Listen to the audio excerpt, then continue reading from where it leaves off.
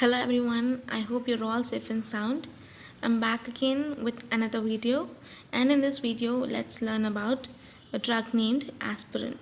So without any further ado, let's begin our video. So NSAID is nothing but non-steroidal anti-inflammatory drug, and aspirin is one among those, and it is salicylates. So in NSAIDs we have other subdivisions, and in non-selective COX inhibitors, salicylates are one, and that example drug is aspirin. So now let's learn the indications of aspirin. So usually we know that NSAIDs are used for anti-inflammation, analgesic, antipyretic use. So it's a important and very easy trick to write down the indications. So without any confusion, we can easily write down the indications of NSAIDs. So NSAIDs are mainly used for analgesics. Analgesics are nothing but painkillers, that is like headache, backache, myalgia, joint pain, toothache, neuralgia, dysmenorrhea. And next is antipyretic. That means it is used in treating fever. Pyrexia is nothing but fever. Antipyretics, the drugs which work against the fever. And acute rheumatic fever, rheumatoid arthritis, osteoarthritis. So these are some of the general indications which we write for any kind of NSAID. But coming to the more specific one are post MI. We are supposed to give this aspirin to the patients after the myocardial infarction, and post stroke patients, and in coronary bypass, and transluminal or angioplasty, transient ischemic attacks. So now let's once again read out the specific indications. It is mostly related to heart. Keep that in mind. Aspirin loves heart. Okay, it is mostly used in heart.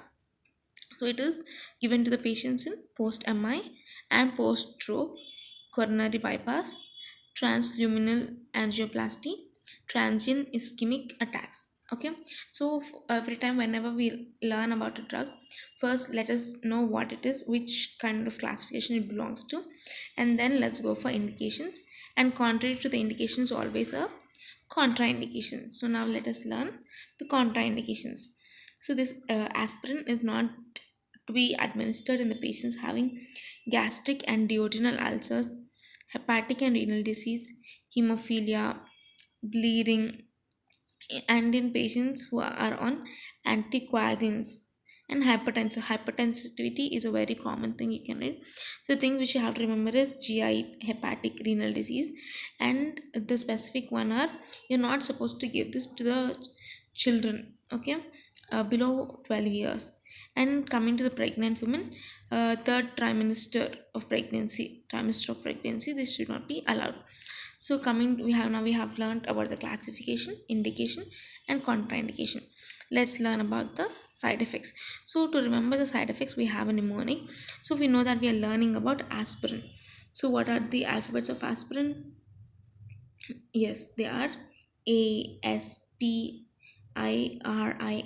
So according to these alphabets, now let us learn the side effects.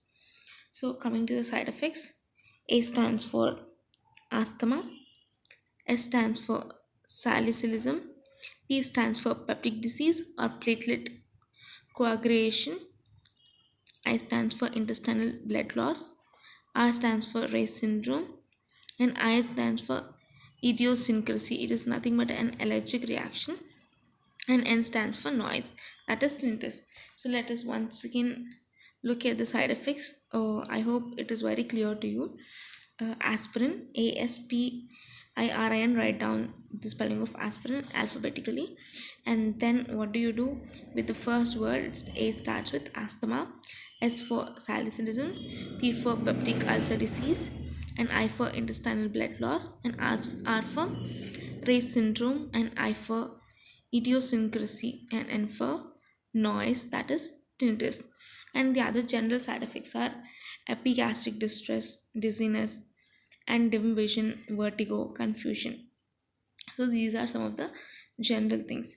Coming to the dosage, in adults we give it as 325 to 650 mg orally. Okay, in adults it is given as 325 to 650 mg orally. Coming to nursing responsibilities, nursing implications. So before any administering any drug, you are supposed to tell the side effects to the patient on how they are going to feel.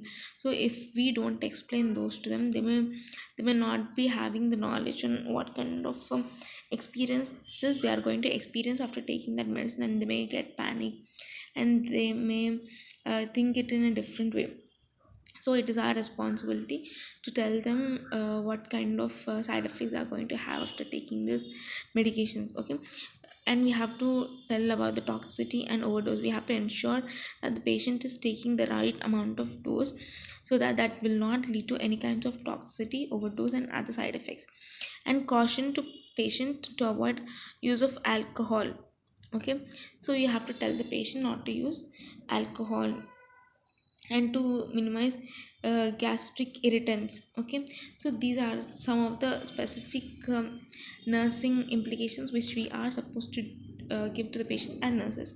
So in this video we have learned about the classification of aspirin, indications, contraindications, and side effects, nursing implications, and dose.